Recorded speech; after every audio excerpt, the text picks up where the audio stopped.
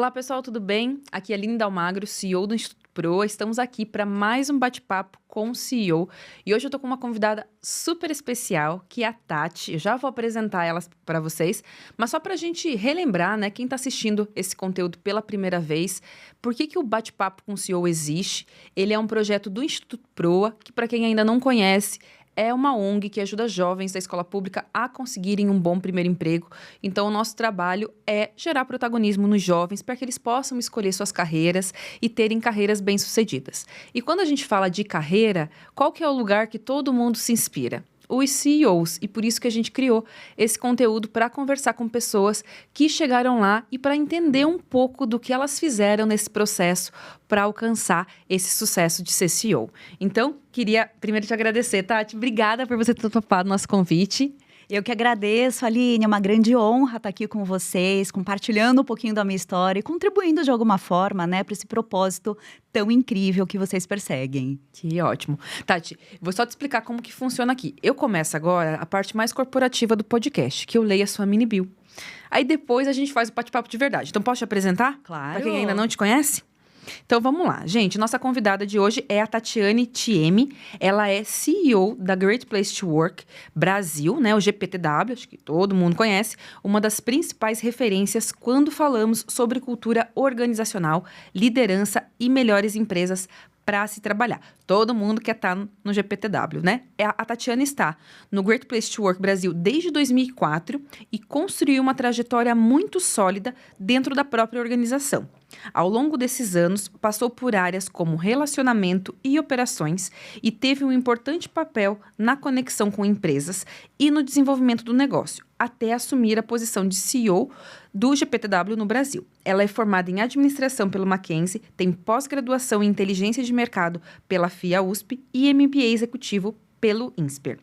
Tati, bem-vinda ao nosso podcast e eu queria começar te perguntando um pouquinho, que você contasse pra gente quem é a Tati. Oi, Aline, muito obrigada. Estou muito feliz de estar aqui com vocês hoje. Bom, quem é a Tati? Eu acho que vale a pena ir lá para a infância, né? E trazer um pouquinho da minha história para vocês. Eu costumo dizer que eu cresci numa família justa em todos os sentidos, né? Inclusive, falando aí do ponto de vista financeiro. Então, cresci num bairro simples de São Paulo e fui bolsista a minha vida toda. Então, desde muito cedo, quando meu pai começou a ter alguma dificuldade financeira, a gente viu como uma possibilidade, né, a buscar essas oportunidades que algumas escolas dão de prestar provas, né? E as Olimpíadas de Matemática, então, sempre fui uma boa aluna em matemática, fizeram parte ali da minha história, da minha vida, né? E dos meus irmãos também. Sou filha de uma pernambucana arretada e o meu pai é descendente de japonês. Então, os dois, né? Eu acho que sempre mostraram pra gente a importância da educação, né? Eles falavam com bastante frequência. Talvez a gente não consiga deixar, né, herança para vocês, mas a gente quer que vocês tenham, né, uma jornada importante aí com relação à educação. Então, o conhecimento é algo que nunca ninguém vai tirar de vocês, né? E algo que eles perseguiram bastante. Então, no momento que a gente não tinha mais condições, né, de se manter em uma escola que estudávamos no bairro, minha mãe, sempre muito guerreira, começou a buscar, né, essas oportunidades para que a gente prestasse essas provas. E foi assim, né, a minha vida todinha. Inclusive, foi assim que eu fiz a minha graduação. Então, fui bolsista também na graduação. E meu pai sempre foi aquele que regou os nossos almoços de domingo com fórmulas de matemática, sempre com régua super alta, né? Querendo validar ali.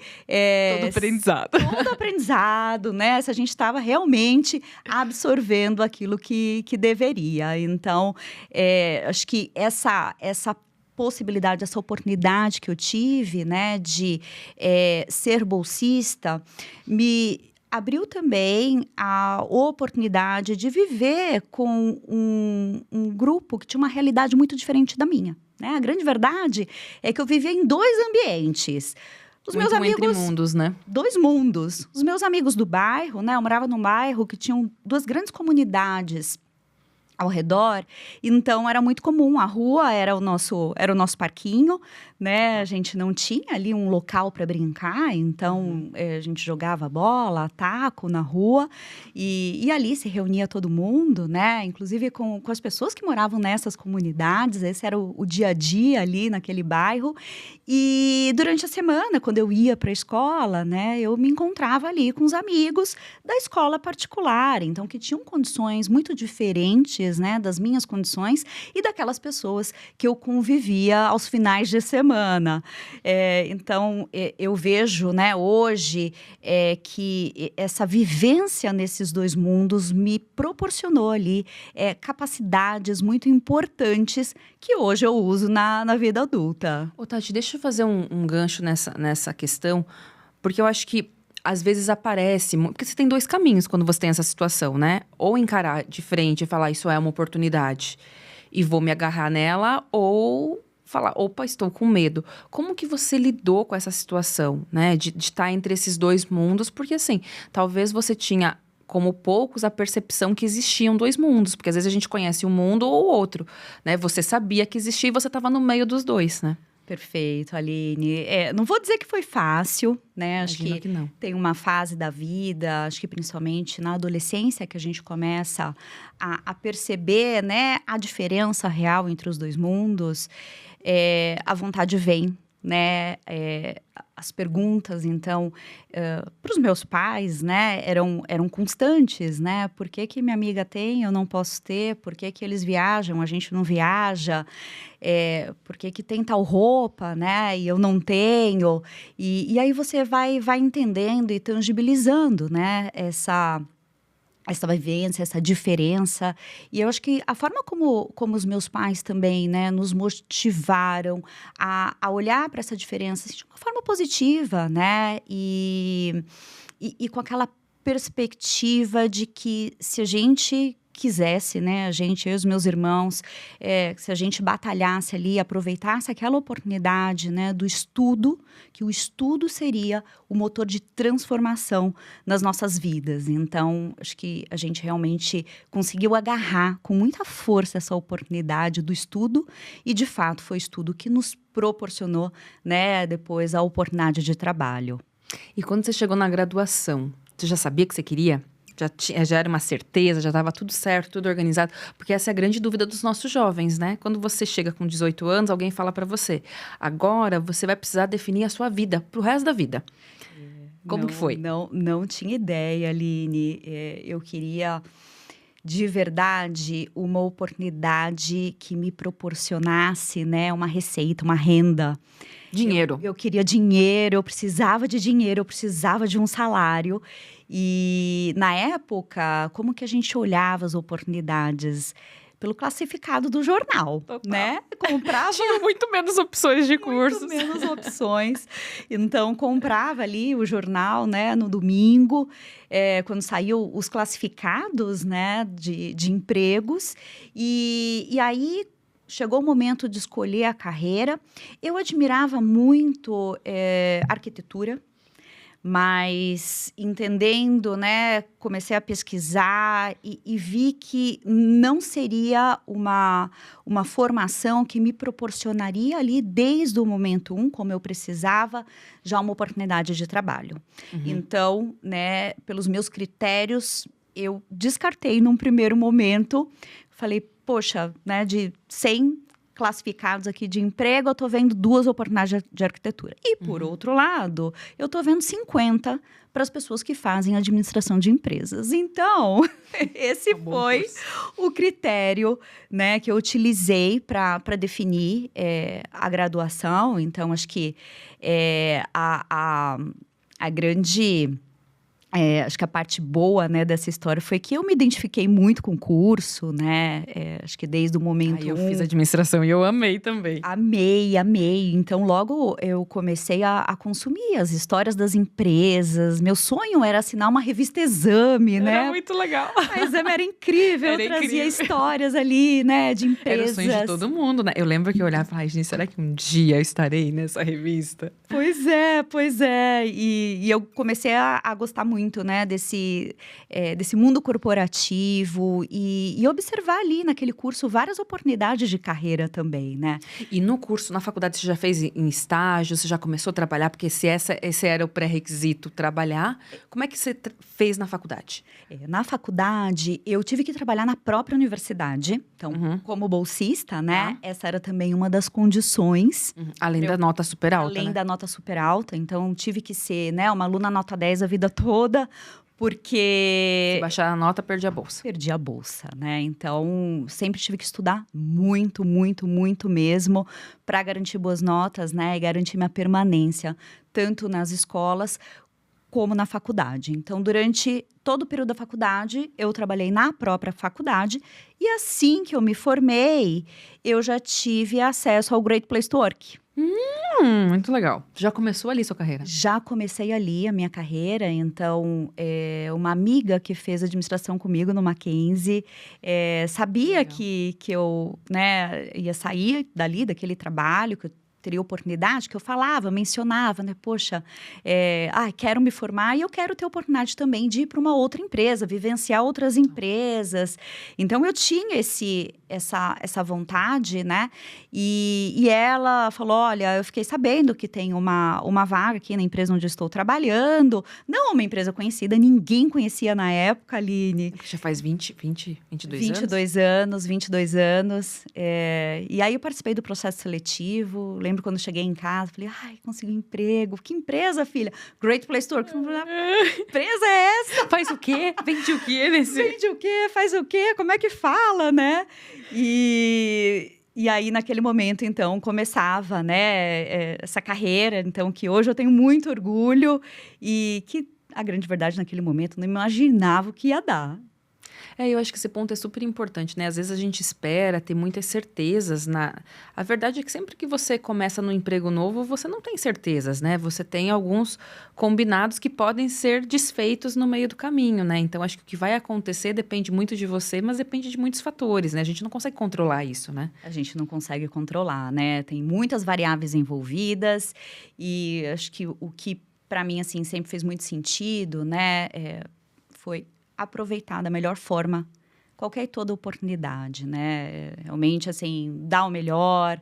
E eu acho que nas duas oportunidades, né? Tanto na faculdade quanto no Great Place to Work, e principalmente no Great Place to Work, que tive uma identificação, né, com um propósito muito especial, com um ambiente acolhedor, um ambiente que falava de respeito, falava de transformar a sociedade. Então, que tudo mensura isso... as melhores empresas, né? Então, você dá o exemplo, né, do que você quer de melhores empresas, né? Também. que inclusive era a lista que eu olhava, né? Que todo mundo, né? Acho que as pessoas ainda olham, né? Eu lembro, estava na faculdade, quando chegava ali o exemplar do exame das melhores empresas para trabalhar, falava, nossa, né? Que sonho. Eu lia sobre as empresas, sobre as práticas, né? E ficava realmente encantada. Então, quando eu me vi ali, falei, poxa, tem um propósito muito legal, né?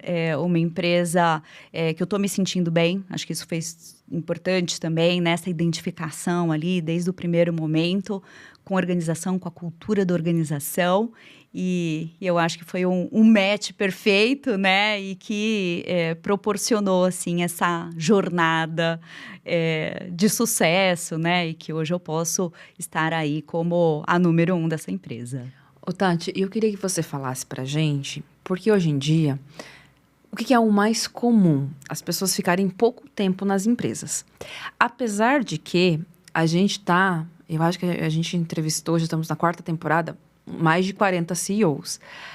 Aqui no podcast, a grande maioria dos CEOs fica bastante tempo. Mas não é o comum, né? O comum, quando a gente olha todas as pesquisas, né, principalmente de jovens, cada vez mais as pessoas ficam menos tempo. Eu quero sair. E eu queria que você falasse um pouco Como que você foi construindo essa sua decisão de permanecer na mesma empresa? E queria que você discorresse um pouco sobre esse tema, porque eu acho que para mim é muito peculiar, né? As pessoas que chegam lá, elas ficam muito tempo nas empresas. Só que o padrão é todo mundo sair das empresas, né? Acho que tem um descompasso ali. Tem um descompasso, né, Aline? Esse foi um padrão que começou, né? Acho que na época que a gente estava entrando no mercado de trabalho. Para ser promovida, aí você precisava mudar de empresa. Não, você é jovem, você precisa vivenciar diversas realidades, diversos negócios, diversas indústrias, né? E cresci com essa buzininha na orelha, né? Todo mundo vai mudando, seus amigos vão mudando, você fala, opa, será que eu também tenho que mudar? Todo mundo mudando. E aí, acho que quando eu tinha já uns 5 anos no Great Place to Work, começou essa pressão, né? E pressão dos amigos, e pressão dos familiares, né? Mas espera aí, tá todo mundo mudando. Será que eu não tô olhando? Será que... E será que, né, tá fazendo sentido? E você continua aprendendo? E eu costumo dizer, Aline, que apesar de ter ficado, né, aí numa mesma empresa, o meu sentimento é de ter vivenciado aí quase que 20 empresas durante esses 22 anos, né? De tanto que essa empresa mudou, de tantos momentos que eu vivenciei lá dentro, crises, momentos positivos, momentos negativos, dificuldades, transformações. Acho que o ter conseguido aproveitar, né, o melhor de cada momento e ter aprendido com cada um deles, acho que foi fundamental. Mas essa questão de ter que mudar de empresa, ela me acompanhou durante muito tempo. Para mim era muito difícil, confesso que eu cheguei a participar de processo seletivo, de chegar na última fase, falar, não, tá bom, vai, agora eu vou, qualquer coisa eu volto, porque eu não tinha, e era muito louco, né? Não tinha motivo, eu não queria. Era a pressão externa que me fazia olhar para essa possibilidade, né? Que me pressionava participe de um processo seletivo. Não, você tem que viver outra coisa além do Great Place to Work. E aí, vira e mexe, me indicavam, eu participava. Lembro de um processo assim que eu fui até o final, tinha falado para todo mundo que ia mudar. Mas chegou no dia de assinar. Falei, não posso fazer isso comigo, né? Eu não quero, tava difícil, eu tava sofrendo. E eu não tinha um motivo para sair do Great Place to Work. Ô, Tati, mas você sabe que eu tenho uma história muito engraçada sobre isso, né? Porque eu fui muito moldada no modelo que você ficava 3, 4 anos e saía, né? E eu lembro que vou completar 7 anos de proa. Quando eu completei 5 anos, eu liguei pro meu pai e falei, vou sair do proa. Ele falou, não, aconteceu alguma coisa? Tá ruim? Eu falei, não, tá ótimo, nunca esteve tão bom. Aí ele falou, mas por quê? Ele falou, você quer ganhar mais dinheiro? Eu falei, não, eu acho que eu ganho muito bem e tal, faço o que eu gosto, tenho autonomia. Ele falou, mas eu não tô entendendo, assim. Aí eu falei, não, é que eu coloquei no meu cronograma que eu tinha que sair com 5 anos e eu acabei de olhar e já deu os 5 anos. Então, e aí que eu me dei conta, eu falei, olha como... Por quê? Porque eu tinha esse mindset de que mais que 5 anos era muito tempo. Então, eu não podia ficar e eu tinha que fazer um movimento. E ele falou, mas você quer sair? Eu falei, não. Mas eu coloquei, e aí que eu me dei conta, porque é isso, é uma pressão tão grande ao redor de você tem que mudar. E às vezes a gente não quer. Às vezes a gente não quer, às vezes não tem necessidade. E não tem por que fazer esse movimento, porque o movimento é arriscado, né? Tem muitas coisas. E aí eu lembro que isso foi uma grande virada de chave na minha vida. E aí eu comecei a olhar todos os profissionais diferente. Porque antes eu também olhava assim, como falava, essa pessoa fica 20 anos na empresa. Parece que tá acomodada. Né? E aí eu falei, poxa, não é isso, né? Mas eu acho que a maturidade também traz essa reflexão pra gente, né? Você começa a ponderar de uma forma muito diferente. Os riscos são outros também. Então, eu gosto sempre de fazer essa pergunta, porque eu também fiz essa reflexão e eu senti uma pressão das pessoas, mas você não vai sair? Aí eu falei, gente, mas não quero. Não tenho um motivo, né? Então, eu queria te ouvir muito com relação a isso, né? Porque... E uma coisa que eu já ouvi também muito aqui é isso, né? A gente teve com o presidente da P&G, ele também tá lá há mais de 30 anos. O André, ele falou, Aline, a minha sensação é que eu estive em 30 empresas diferentes. Olha só. Então, a mesma... Porque muda, todo ano é diferente, né? Eu tenho essa mesma sensação no PROA, que são muitas empresas diferentes nesse processo. Muitos desafios, né? E eu acho que desde o momento que eu falei, não, eu não preciso mudar. né? Se um dia eu não estiver mais satisfeita ou não estiver mais fazendo sentido para mim, tudo bem, né? Esse é o caminho normal. E o hoje não é para sempre, né? O hoje é só Hoje não é para sempre. O muito tempo não é para sempre. Então, eu acho que eu consegui viver mais em paz, né? Desde o momento que eu falei, eu olhei para todo mundo que me falava todos os dias, quando que você vai sair? Quando você vai? Ó, não vou, por enquanto não vou, né? Quero, eu gosto, faz muito sentido. Ainda sinto frio na barriga, ainda me sinto desafiada, ainda me sinto aprendendo. Então, enquanto eu me sentir aprendendo, me desenvolvendo, vai fazer total sentido continuar na mesma empresa. Ô, Tati, eu queria aproveitar e fazer um gancho, né? A gente estava, por coincidência, estávamos até ontem fazendo um curso juntas. E assim, para mim é muito claro o quanto para você é importante a educação. Você já falou isso aqui muito da sua formação, na vida adulta também. E eu queria que você explicasse um pouquinho pra gente como que a educação, na sua perspectiva, mudou a sua vida. Para além de você ter estudado em escolas com bolsa, escolas melhores, por que você acha que a educação é importante? Porque ontem você estava lá o dia todo aprendendo IA nesse mundo tão diferente. Olha, Aline, eu costumo dizer que a gente está sempre em construção, né? Acho que não existe ali a linha de chegada quando a gente fala de desenvolvimento, de educação. Então, esse é um pilar muito importante na minha vida, né? Foi o pilar de transformação, acho que na minha vida, na vida dos meus irmãos. Foi o caminho que a gente seguiu, que a gente abraçou para conseguir ter as oportunidades, né, que hoje nós temos. E eu acredito demais, né? Assim, todo mundo que eu tenho oportunidade de conversar, independente da idade, eu reforço essa crença, né, essa certeza de que a gente tem que estar sempre aprendendo, sempre se desenvolvendo, né? Nunca é fácil, nunca parece que vai caber, né, a nossa rotina, os nossos desafios, né, as agendas são impossíveis, parece que não cabe mais nada.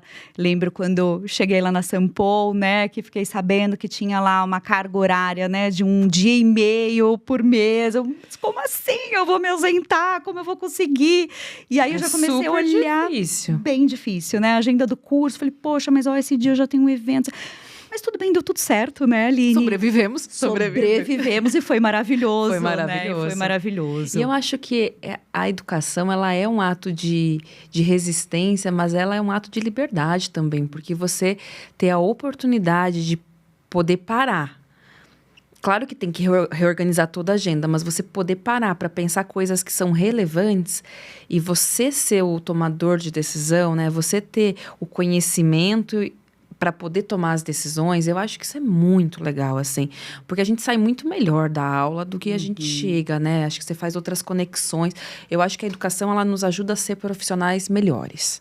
Com toda certeza, né? E assim, incrível como durante as aulas eu conseguia conectar ali a realidade, né, do Great Place to Work, então os desafios que eu tenho ali no negócio, com o que a gente estava vivenciando ali nas aulas, aprendendo novas informações, novas perspectivas.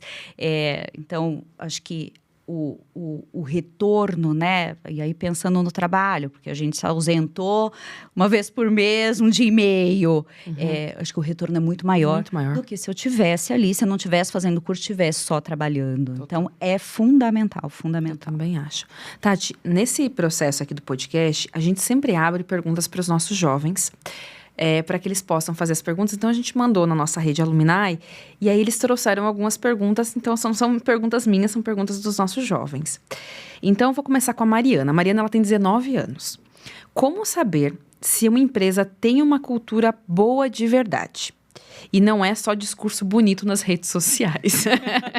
Pergunta boa da Mariana, hein? Pergunta excelente, Mariana, né? Eu costumo dizer que existem aí, acho que 3 culturas que você precisa prestar atenção. A cultura tóxica, né? Que é aquela que não tem consistência para manter ali uma comunicação numa mídia social. né? Então, geralmente, quando a gente está falando de uma empresa que não tem um bom ambiente de trabalho e que tenta fazer essa comunicação para fora, ela não tem consistência, ela não sobrevive por muito tempo, porque as pessoas que estão na empresa começam a questionar. Hoje, os canais são abertos, as pessoas têm muito mais oportunidade de compartilhar suas opiniões. Então, pesquisa um pouquinho mais ali nos comentários dos próprios colaboradores, que provavelmente, se você estiver diante de uma cultura tóxica, isso vai aparecer nos comentários. Agora, tem a cultura que não é tóxica e que talvez não seja a melhor para você. Dentre esse universo das melhores empresas para trabalhar, a gente tem ali diversos perfis de empresas, diversas culturas. E o que a gente costuma dizer, é que é muito importante o alinhamento do perfil do candidato, do perfil do colaborador, com o DNA da empresa, com a cultura da empresa. Então, tem que ter esse match, para dar certo. São importantes para você. Então, pesquisar mais, legal, essa empresa parece ser uma boa empresa para trabalhar, qual que é o propósito dela, quais são os valores, qual que é a missão, qual que é o jeitão dessa empresa, quais são as características dessa empresa e entender se é com essas características, com esse jeitão que você gostaria de trabalhar. Obrigada, Mariana. Tati, a segunda pergunta aqui é do Lucas. O Lucas, ele tem 21 anos. A pergunta dele é o seguinte: o que um jovem em início de carreira pode fazer para se destacar em uma entrevista, mesmo tendo pouca experiência? Olha, Lucas, eu acho que essa é uma pergunta recorrente, E já estive no seu lugar. E é interessante, que a gente fica preocupado com essa questão da experiência, Então, acho que esse é o ponto 1 aqui, a dica 1 para você. Todo mundo que vai te entrevistar está vendo a sua idade, E não tem expectativa nenhuma com relação à sua experiência, Lucas, Isso já é sabido, já é esperado. Então, o que vão avaliar numa entrevista é o seu comportamento, a sua vontade, de aproveitar essa oportunidade da melhor forma, a sua dedicação, a sua disposição em aprender e se desenvolver. Então, está muito mais relacionado ao seu comportamento, aos seus valores, do que a experiência que você tem, As empresas partem do princípio que nessa fase que você está, isso vai ser desenvolvido, Mas os valores, que regam aí o Lucas é o que vai fazer a diferença. Então, o brilho nos olhos, demonstrar curiosidade, demonstrar coragem, demonstrar vontade. Acho que tudo isso é importante na fase que você está. São sempre os comportamentos, Tati? Principalmente no começo de carreira. A gente tem uma terceira pergunta aqui, que é da Beatriz. A Beatriz, ela tem 18 anos. A pergunta dela é o seguinte: como lidar com insegurança no primeiro emprego e com o medo de não dar conta? Acho que é duro mesmo. Esse Beatriz? É super comum também, Não vou dizer, olha, não precisa sentir, porque eu acho que todo mundo sente, Mas a verdade, Beatriz, acho que assim como no início, quando você está fazendo um processo seletivo, você ainda não tem a experiência para compartilhar, no início de carreira é importante demonstrar a sua disposição, a sua, lá no Great Place Store, que a gente costuma chamar de querência. Ai, adorei! Tem querência, essa pessoa tem querência, essa querência, essa vontade, de fazer acontecer.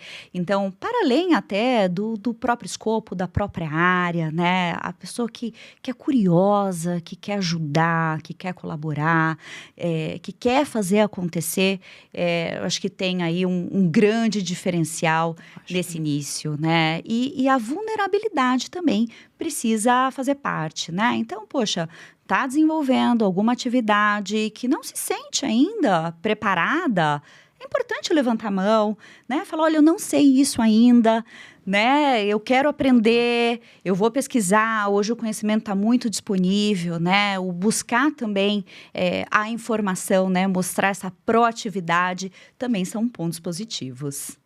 Ô, Tati, eu queria que você contasse um pouquinho pra gente. Quando você assumiu como CEO do Great Place to Work, nós estávamos na pandemia. Então, era um momento de pandemia, onde as questões de saúde mental ganharam uma proporção gigantesca. Diversidade era um tema que estava muito em alta. Trabalho remoto, que ninguém nem sabia fazer o híbrido. Aí, de repente, teve que todo mundo fazer o remoto. Qual foi o seu maior desafio de liderar nesse contexto? Olha, Aline, acho que não só para mim, né, mas para a liderança aí de uma forma geral, né? Inclusive a gente fez pesquisas no momento, né, para entender o que estava acontecendo e chegamos à conclusão que liderar nunca foi tão difícil. Então teve o desafio normal, né, com relação à sustentação aí dos negócios. E no nosso caso, como uma consultoria, a gente teve retração de receita de 70%. Então foi uma retração bem importante. Associado ao desafio, né, com relação à Covid, então, que impactava emocionalmente as pessoas, então tinham Até porque a gente achava que o mundo ia acabar mesmo, né? Achava, né? A gente não entendia. Ficamos 2 anos ali, né? A gente viveu, e quando a gente pensa, a gente fala, meu Deus, vivemos tudo aquilo, né? Eu acho, cara, eu tenho a sensação que foi um negócio no meio da vida. Né? E já faz 6 anos. E já fazem 6 anos. Fazem 6 anos. De máscara, adaptando no novo modelo de trabalho. Então, a gente tinha um desafio, Aline, interno, né? Eu, como gestora do Great Place to Work, de conseguir acompanhar e adaptar a organização para todas aquelas mudanças, né? Desde o trabalho remoto, as oportunidades também com relação, né, à temática diversidade, que faz parte do nosso DNA. E o levar para fora tudo isso. Então, era um desafio duplo. Eu imagino que muita gente batia na porta de vocês e falava, como que a gente faz agora? Todos os dias. Quais são os rituais, os novos rituais que a gente precisa seguir a partir disso? Eu imagino que vocês são referência. Então a gente tinha que ter a resposta, né? Os nossos clientes tinham essa expectativa de perguntar ali para o Great Place, como é que eu faço agora? Adapto minhas práticas para o modelo remoto? Quais são as boas práticas para o modelo remoto? O que a gente faz aqui para diversidade A, B e C, né? Porque são várias temáticas dentro desse guarda-chuva. Então, foi realmente, assim, uma loucura. O conseguir, né? Organizar para dentro tudo isso e retomar um negócio que tinha sido muito impactado aí por conta do momento, né? As consultorias, no geral, tiveram esse desafio. E o para fora. E aí, Aline, o caminho, né, encontrado foi de construção coletiva. Falei, olha, pessoal, os consultores vinham desesperados, né? Ai, tá, estão perguntando isso. Eu falei, gente, mas a gente não tem histórico, a gente está vivendo isso pela primeira vez. Não, mas todo mundo quer saber, olha, acho que a gente tem aqui ferramentas, né, e condições e acesso para construir, para entender o que está dando certo, o que não está dando certo, e aí começar, de alguma forma, a levar esse aprendizado para o mercado. Mas a gente não pode falar algo que ainda não está testado, né? Que a gente não tem certeza. Então, vamos entender com as empresas. E a gente começou a fazer outras pesquisas, né? Grupos de conversa. Todos os dias a gente conduzia alguns grupos com os RHs, por setor, por localidade, por característica, e construindo junto, a 4 mãos, a 10 mãos, o que estava dando certo, o que não estava dando certo, quais eram os desafios, né, o que a gente tinha que buscar resposta, e aos poucos, acho que a gente foi conseguindo ajudar a comunidade e nos ajudar também, né, porque para a gente também era tudo muito novo, a gente tinha que buscar o nosso caminho, o modelo de trabalho, né, algo que a gente entendeu desde o momento 1 que não tinha um modelo certo ou errado. É claro que no momento da pandemia, né, tinha que estar todo mundo... até porque era obrigatório, né? Era obrigatório, né? Mas à medida que o mercado foi voltando, né, que a pandemia passou, as empresas continuaram nos perguntando, e aí? Qual é o modelo correto de um Great Place to Work? E o que a gente viu na prática é que não é o modelo que define se uma empresa é boa ou não para trabalhar. Né? São as relações entre as pessoas, a relação de confiança que define um Great Place to Work. E o modelo cada empresa precisa buscar, precisa entender o que vai fazer sentido para o momento dela, para a estratégia, né, para a característica, para a cultura. Então, no Great Place to Work, a gente segue com o modelo remoto, nós temos coworkings em alguns lugares, né, do país, em alguns estados, com maiores concentrações de pessoas, mas para a gente está fazendo sentido ainda dessa forma, né? Não significa que vai ser assim para sempre. Então, enquanto estiver fazendo sentido, enquanto a gente estiver performando, acho que está tudo certo. Agora, à medida que a gente perceber que o modelo de trabalho está nos atrapalhando, né, de alguma forma, a gente vai revisitar. Então, é sempre essa nossa orientação, né, para as empresas. Não existe modelo certo ou modelo errado. A empresa pode ser um Great Place to Work independente do modelo, não é o modelo que define. Tati, acho que vale também a gente contar um pouquinho para todo mundo, né, o que o Great Place to Work faz. Como um todo, porque obviamente a premiação todo mundo conhece, das melhores empresas para se trabalhar, em todas as categorias, mas conta um pouquinho mais para a gente no todo, né? Porque eu sei que tem muito mais coisas, acho que nem todo mundo conhece, talvez essas outras soluções que vocês têm também, né?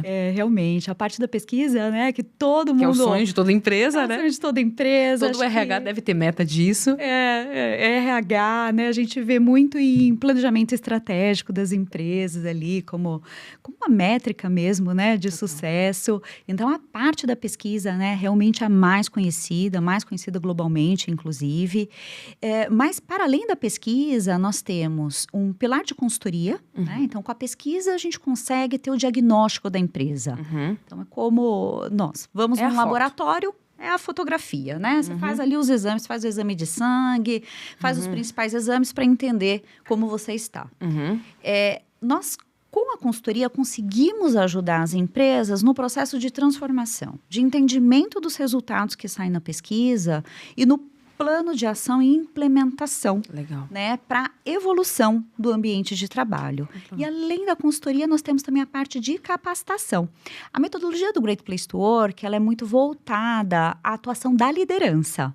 Então, para construir relação de confiança no ambiente de trabalho, a gente depende ali dos líderes, né? Executando, acho que principalmente o como muito bem. É o como o líder dá o feedback, como o líder reconhece, como o líder faz gestão de pessoas. E como o líder é tão importante nesse processo, nós temos também a capacitação, o desenvolvimento para os líderes, né? Nesse sentido, buscando ali desenvolver os pilares Great Place to Work, né, nas ações da liderança no dia a dia. Então, são treinamentos aí práticos, né, e complementares a tudo que a gente tem a oportunidade de vivenciar, né? A gente passa por graduação, por pós-graduação, por MBA, e em nenhum momento nós aprendemos como fazer da melhor forma a gestão de pessoas. Total. Eu acho que você só começa a pensar nisso quando você vira gestor. Quando você vira gestor. E não deveria. E aí começa, você fala, opa, agora não sei como agir aqui, como agir lá. E aí você começa a pensar sobre isso. Não deveria, mas eu acho que é o que acontece. Assim que acontece, né? Tati, você sabe uma coincidência disso que você falou. A gente fez uma pesquisa há um pouco mais de um mês sobre turnover para jovens, né? Então, o que faz um jovem ficar numa empresa ou sair da empresa? E o item número 1 foi liderança direta. Olha só. Que conversa exatamente com o que você acabou de falar. E é sobre isso, é sobre as coisas mais básicas, né? Como dar um bom feedback, como fazer gestão desse grupo, né? Como garantir que isso aconteça, né? E a gente sabe que também é muito difícil para o gestor ter que, além de fazer o que ele tem que fazer tudo isso. Mas é o papel dele, né? É o papel dele e existe técnica. Existe técnica. Existe técnica para isso, mas geralmente, né, não dá a devida atenção e a gente acaba impactando resultados de negócio, né, por uma gestão não adequada. Então, se falta gestão de pessoas, você perde pessoas, né, o turnover aumenta, os indicadores de negócio também são impactados. Tem os custos invisíveis, né, que que a a pessoa gente trabalha não consegue. menos, né? Que você não Perfeito. consegue mensurar.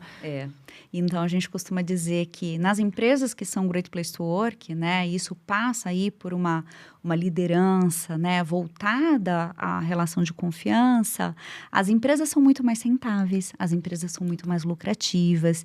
E é interessante a gente conseguir mensurar negócio a negócio. Então, tem algumas empresas do varejo que pedem para a gente cruzar, por exemplo, o indicador do Great Place to Work de confiança por loja com o Legal. indicador de perda e roubo, de satisfação de clientes. E a gente sempre encontra uma relação direta. Que maluco, Então, o que legal. quanto essa satisfação, esse engajamento, né, de todos os profissionais que estão ali em cada uma das lojas, né, nesse exemplo, impacta todos os indicadores de negócio. Total. Ô, Tati, eu queria também te perguntar, o trabalho, eu acho que cada vez mais ele é um lugar super importante para todo mundo, né? Foi, continua sendo e será na vida das pessoas. Mas eu acho que nos últimos anos a gente vem discutindo de uma forma muito mais madura sobre os ambientes saudáveis, né? E aí eu queria que você falasse um pouquinho também, aqui acho que não só para os jovens, mas para as empresas, né? Como construir esses ambientes, essas empresas saudáveis. E quando a gente fala saudáveis, lucrativas, né? Já deu uma deixa muito importante sobre a liderança que tem um papel. Mas assim, já que agora todo mundo perguntou para vocês na pandemia, né? Quais eram os caminhos, a minha pergunta é nesse lugar, né? Como construir esses ambientes bacanas, assim, sabe? Um ambiente legal para as pessoas trabalharem. Olha, Aline, acho que o primeiro Já que a gente passo gasta tanto tempo no trabalho, no né? trabalho, né, que seja aí um tempo positivo, um tempo satisfatório, né, e também transformador. A gente acredita muito que o trabalho tem esse papel, né, na vida das pessoas. É muito Tanto formativo, né? A nossa missão é construir uma sociedade melhor, um mundo melhor, através da transformação das empresas, né? E quando a gente vê que empresas que se preocupam genuinamente com essa temática, conseguem aí grandes transformações.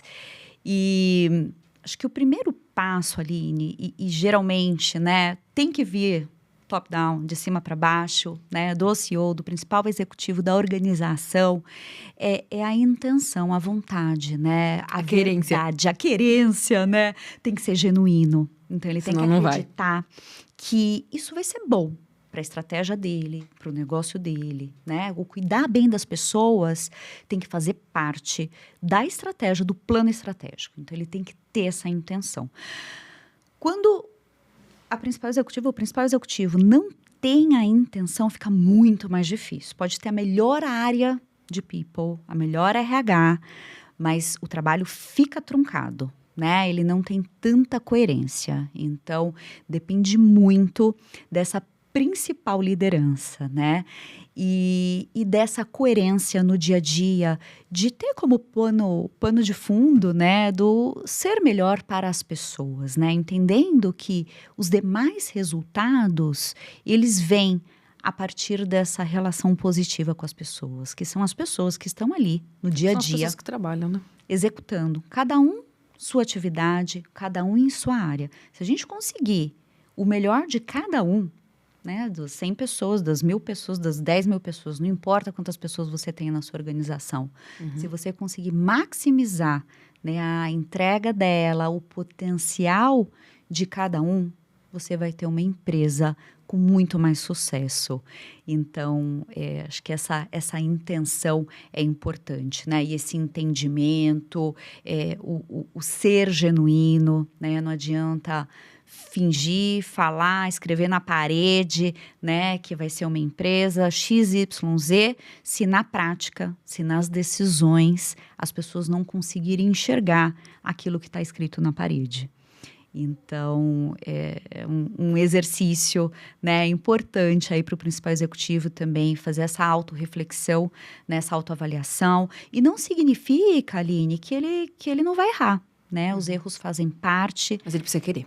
Ele precisa querer e ele precisa dar abertura, né, para que as pessoas digam quando ele não está sendo coerente, quando as pessoas não estão vendo na prática aquele respeito que ele colocou na parede, né, que ele colocou ali como intenção e que diante de uma situação difícil, diante de um mês que não está atingindo os resultados, ele não está conseguindo mostrar tudo isso, né? Então, essa comunicação de duas vias também é muito importante. Ele ter esse Uma relação de confiança. discurso claro com todo mundo, né? Mostrando o que ele espera das pessoas, tratar todo mundo como adulto, né? Mostrar que, poxa, estamos aqui para trabalhar, né? A gente tem resultados, a gente precisa performar e manter esse canal aberto também para escuta. A escuta ela é muito poderosa, né? Eu costumo dizer que o momento que a gente aplica a nossa própria pesquisa também internamente, a gente não pode concorrer aos rankings, né? Mas eu uso como ferramenta de gestão, Aline. Eu peço para o RH, falo, olha, eu quero impresso, porque eu sou daquelas que gosto de ler, rabiscar, colocar post-it. E durante algum tempo, o caderno com os comentários da nossa pesquisa, ele é o meu livro de cabeceira. Então, surge alguma temática, eu vou buscar, Isso né? apareceu. Poxa, é isso. Então, ele me ajuda, inclusive, a entender o que é prioridade, né? O que não é tão urgente nesse momento. Porque a gente, né, ali no board, acaba tendo uma percepção com viés, com o nosso viés, né? Do que é importante para a empresa, do que é importante para as pessoas, do que a gente deve investir ou não deve investir. Mas quando você pratica essa escuta genuína, né, e consegue entender o que vai ser melhor para a maioria e toma a decisão seguindo essa lógica, esse caminho, você tende a ter muito mais sucesso com as práticas, né, no dia a dia. E agora a pergunta que todo mundo quer saber. Não importa o segmento, o que as melhores empresas do Brasil têm em comum? Olha, Aline, não só do Brasil, viu? É do mundo? Todas as empresas do mundo, isso eu posso afirmar. Sim, a gente está completando 30 anos de Great Place no Brasil, mas nos Estados Unidos já são 35 anos. E o que todas as empresas têm em comum é a relação de confiança. Né? É o que melhor define o que é um Great Place to Work. Então, 70% das nossas afirmativas, para a gente conseguir avaliar, né, uma empresa, a empresa precisa aplicar um questionário com todos os colaboradores, né, de 60 afirmativas. E 70% dessas 60 afirmativas tem a ver com a relação de confiança entre líder e liderado. Então, por isso que na pesquisa de vocês, né, e fico feliz aí de vocês terem também validado super alta. essa questão, é que quando as pessoas pedem demissão de uma empresa, elas estão pedindo demissão do próprio chefe. É ele que impacta, ele representa a empresa para as pessoas. Ô, Tati, e qual é o maior desafio das empresas hoje, assim, no Brasil? Eu sei que são muitos, mas assim... São muitos, né, Aline? Olha, eu acho que a gente segue, né, desde a pandemia com o grande desafio, né, do gestor aí com escopo muito mais amplo do que já foi, né, de conseguir trazer todas essas temáticas que são importantes para concretizar essa relação de confiança. A grande verdade é que há 30 anos atrás, para você ter uma empresa com forte relação de confiança, não precisava fazer tudo que a gente precisa fazer hoje, né? Isso acho mudou que é mais muito. difícil. Eu acho que é mais difícil, né? O gestor hoje, ele precisa cuidar, né, da saúde, de alguma forma, né, ter abertura ali para a questão da saúde mental. Ele prestar atenção nisso, né? Ele não vai ter que ser agora é lei também, né? É lei também, mas ele precisa ficar atento a isso, ele precisa ter essa sensibilidade, né? Ele precisa desse espaço para que as pessoas compartilhem, né? Caso aí estejam passando por alguma situação. Ele precisa estar, de alguma forma, preparado também para lidar com todas as questões da diversidade. E com equipes diversas, né? Então, imagina que, pela primeira vez na nossa história, a gente tem dentro de uma mesma equipe pessoas de até 5 gerações. Então, o comunicar para uma pessoa de uma geração Z é diferente dos baby boomers, né? Como é que você consegue... Os incentivos são diferentes. Passar informação, né, para as pessoas 5 gerações diferentes, distintas.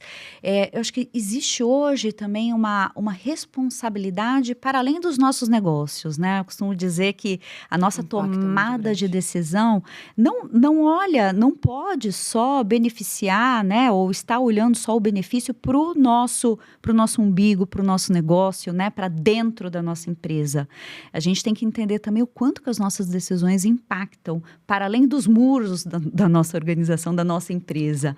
Então, o contexto hoje está muito mais amplo, né? Isso traz aí, acho que um desafio maior para os líderes de uma forma geral, né? E de alguma forma também agora com o capítulo da inteligência artificial, né, que a gente sabe aí, né, o quanto está transformando o mundo. A gente está falando, né, de uma tecnologia que muda muito, né, a forma como os negócios operam, como a sociedade...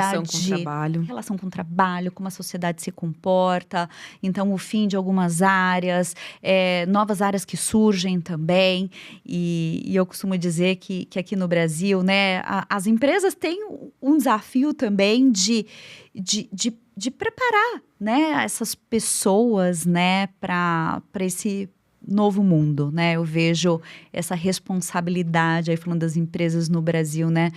De se preocuparem também com uma parte de educação, né?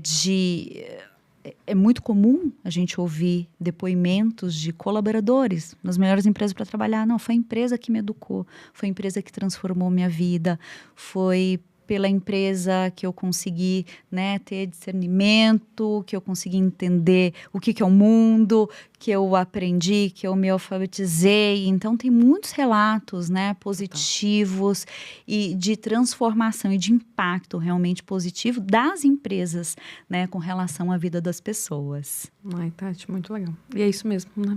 É uma grande escola. Tati, infelizmente, estava dando uma olhadinha aqui no nosso horário, a gente já está caminhando pro finalzinho, passou muito rápido. Né? Muito rápido, muito rápido. Meu Aline. Deus, muito, muito rápido. E agora a gente chega num momento que se chama bate-bola. Tá. Então, como que funciona o bate-bola?